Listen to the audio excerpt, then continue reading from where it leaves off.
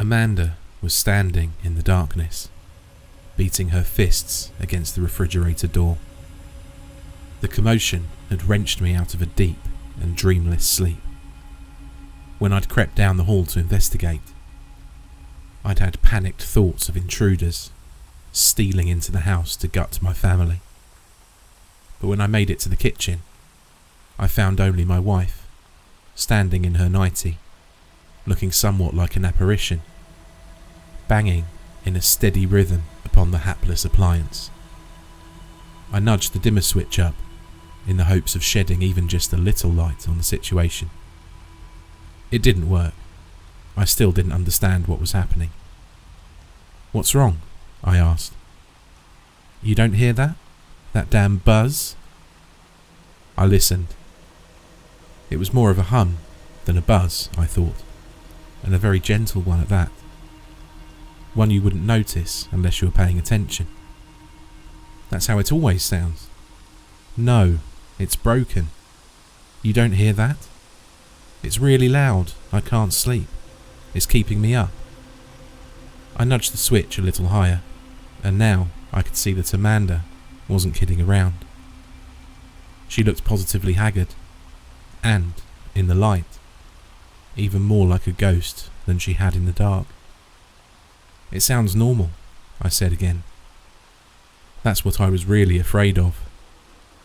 Amanda closed her eyes and spread a hand out across her face, gripping her temples with her thumb and middle finger. "It's in my head." "You hear a buzzing sound in your head?" I bit my lip. "Do you think?" Yes. I picked something up on my trip. God knows what it could be. I took all of my vaccines. Those don't work sometimes. So it would seem. I was groggy and wanting to get back to bed. "Well, we'll figure it out in the morning. We'll get you right to the doc, first thing. For now, try to get some sleep." "I can't." "Take an Ambien." "I've already had 3. It sounds like a damn beehive in there. It won't shut up." I looked at the clock. Work in 4 hours. "You've tried Tylenol?" "I've been awake all night. I've tried Tylenol, yes. I've tried reading the damn Bible too, before you ask. I've tried everything. It won't stop." "Should we go to the ER? Wake up the kids and go to the ER? Or call an ambulance?" Amanda shook her head. "Just go back to bed, Walt. I'll be okay. Just go back to bed, and on your way out, kill that damn light." I did just that.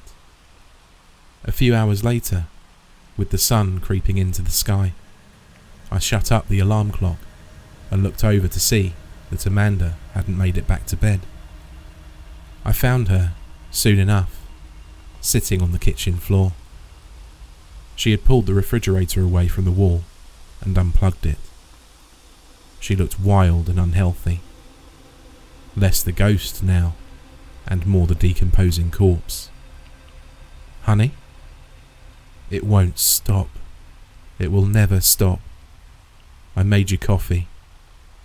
"The buzzing still?" I asked, pulling a mug out of the cabinet and pouring myself a cup. "Like a swarm of bees," she said. "No, like a swarm of angry wasps." "Never went to sleep, huh?" "Never did." "All right. I'm calling off work today, and I'm taking you to Dr. Henderson." I looked down at her. She had a blank look on her face, and for a moment, I could vividly hear a buzzing in my own head. "We'll get you all fixed up." Jacob Henderson was a friend of mine. We played poker together every Friday night. I called his personal line to find him just on his way to the hospital and filled him in on my wife's condition. Amanda's got it bad, this buzzing in her head that kept her up all night. We think she got it from stomping around in Thailand last week, though she was up to date on all her vaccines. Well, I'll go ahead and clear a spot for her. Can you bring her in right away?" "Yes, thank you, Jake." I hung up and turned to Amanda. She was shivering now, her teeth audibly chattering. The sound made me shiver. He said he can fit you in first thing. I'll drop you off, bring the kids to school, then come right back to check in on you.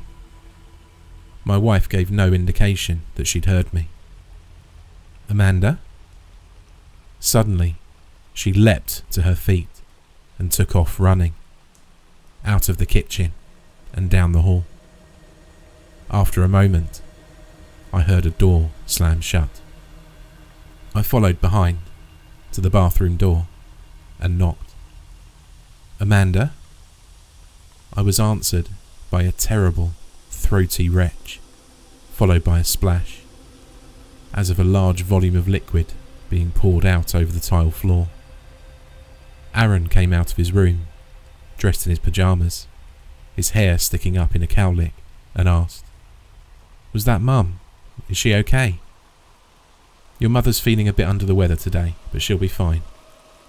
From the bathroom, another retch, another splash. "I'm going to drop her off with Dr. Henderson, and he'll fix her right up. But I need your help this morning, okay, buddy? Need you to go get your sister moving, and then the both of you get ready for school, okay?" Aaron nodded and walked off to his sister's room. I tried the knob. Locked. "You okay in there, honey?"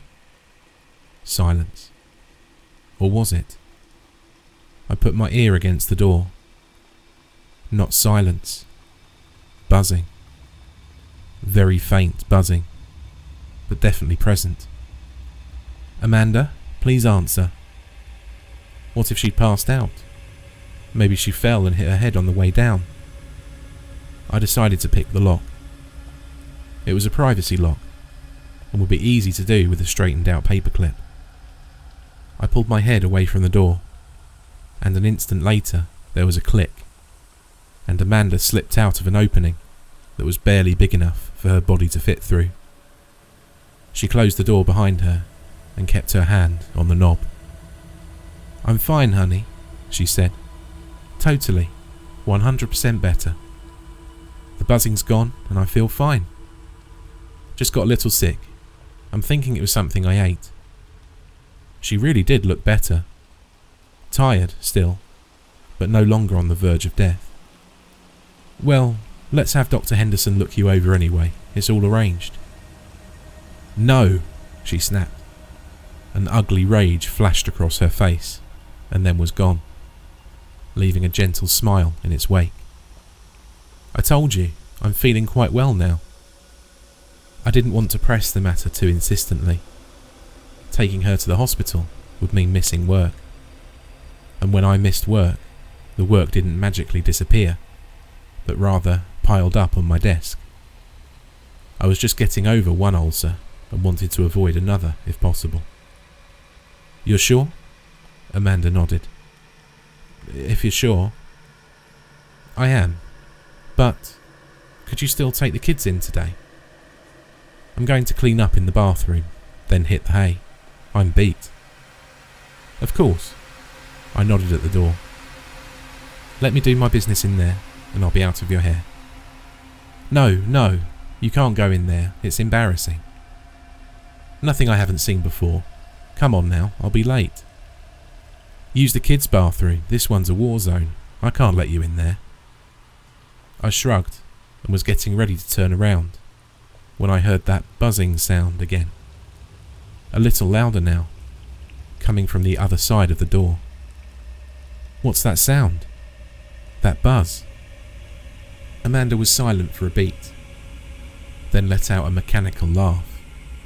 It didn't sound like her at all. "Now you're the one hearing a buzz? Maybe you should consult with Dr. Henderson yourself after you drop off the kids. You probably have a case of what I had. It's not fun at all, I promise you that." Something's off about her, I thought. Then, sure there is. She's just been up all night and puked her guts out. Relax. No, it didn't look fun. I headed off to the kids' bathroom. As soon as I was a few steps down the hall, I heard Amanda open the door again. I stopped and turned to see her disappear back inside.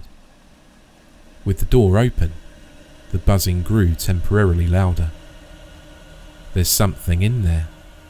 It's not in my head. But then I realised. Amanda had spent all night in front of the refrigerator, convinced that the noise was coming from there, even after I had borne witness to the contrary. Maybe I do have a bit of food poisoning. I put the matter out of my mind and went about my day. That afternoon, at the crest of a wave of progress against my towering workload, I got a call from my kids' school. Amanda hadn't picked them up. Normally she did. The school secretary said she'd tried the other numbers listed before mine, but none of them had reached a human being. I was a little put out, but figured, fair enough. Amanda had a rough night and needed the rest. She's probably off in dreamland right now. I picked up Aaron and Margaret and, to their delight, took them out for ice cream. I wanted to give my wife a little bit of extra time to sleep before I dropped the kids off with her and went back to work. But I did need to get back to it, so as soon as we got home and the kids went barrelling off for their toys, I went to my bedroom, bracing myself for the unpleasant but necessary task of awakening my wife. But my wife wasn't in our bedroom. Amanda? I knew that she was home because her car was in the driveway. But if not in bed, then where? And why wasn't she answering her phone?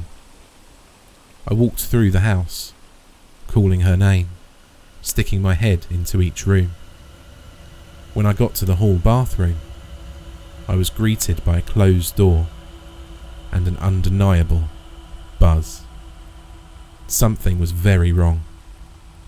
A part of me wanted to pretend that it wasn't, and to just keep walking down the hall, out the door and into my car. Back to the office to make some more progress, make some more money. But no. That was my wife in there. I loved her. We'd made vows and had children together, who were now playing in the front room, oblivious to any kind of danger. I couldn't abandon them either, though some dark and primal urge, stirred by the buzzing sound, was telling me to run for my life, no matter the cost.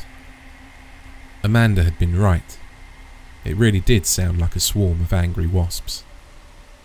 It was menacing in a way that was both organic and mechanical, which I suppose was true enough of wasps. Single-minded drones, like programmed robots, but alive too. And looking, finally, for nothing more than an excuse to plunge their poisonous stingers into your flesh. I knocked on the door. Amanda? I knew that she wouldn't answer, but I hoped that she would. I hoped that she was in there, perfectly fine, having just woken up from her nap, and that the buzz was from her use of some kind of electrical device.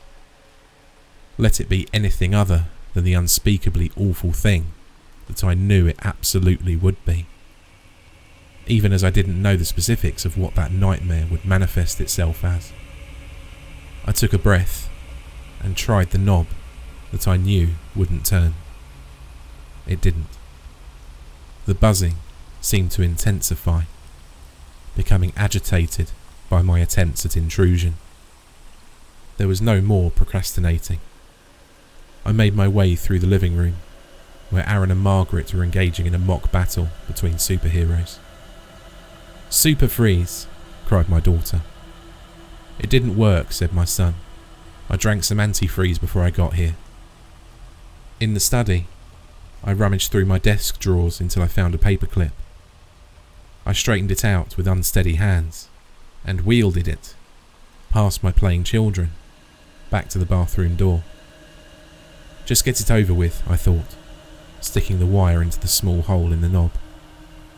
I wiggled it around a bit until I heard the click of the lock coming undone. I was almost grateful for the sound of my pulse thudding in my head as I pushed the door open. It temporarily drowned out the droning buzz coming from within. And there, inside the bathroom, was my wife, Amanda. She was stark naked and crouched above what looked like a writhing ball of insect larvae and human excrement. Some of the larger larvae were emerging from this central mass and crawling all over Amanda, finding a suitable piece of flesh and attaching themselves there to suck out the final bit of sustenance needed to become adults. Above her head, hanging from the ceiling, was a nascent nest, swarmed by what did indeed look like wasps, striped black and yellow, buzzing and nasty.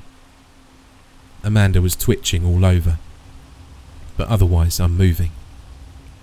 Her eyes were blank, and her face was slack. She was, I realised, gone, overtaken, body and mind, by these parasitic wasps. One of them had found her, probably while she was in Thailand, and had laid its eggs inside of her. Did it do this through a sting, or by crawling into her mouth while she slept? No matter the method, the insect had succeeded, and the eggs thrived in my wife's body, protected from the outside world. She gave them a free ride to America, back to our house, and then, when they were ready to hatch, she had vomited them up on the bathroom floor. There, in various stages of development, they had fed all day, either on her excrement or her blood. They grew fast into adults, who now swarmed around her head and plucked the hair off of it in order to build their nest. I understood this on instinct, like how a mouse understands a cat. Come to think of it, there was a parasite for that too. Toxoplasma gondii, which thrives in cats, but will settle initially for a mouse. The parasite's special talent was to make the rodent unafraid of felines, and so easy prey. The cat, without sport, would eat the oblivious mouse, its flight function disengaged, and the parasite would get what it wanted all along, to live on and reproduce in the cat. Life can be a nasty business all around. My own fear response, however, remained fully intact, and even as I took in the scene before me, as the thoughts swirled in my head, contributing to the discordant symphony in there, alongside the organic mechanical buzz and my pounding pulse, I retreated. I slammed the door behind me and braced myself against the wall in front of me, dizzy. Good God, what do I do? Amanda was beyond help. There was no coming back from that.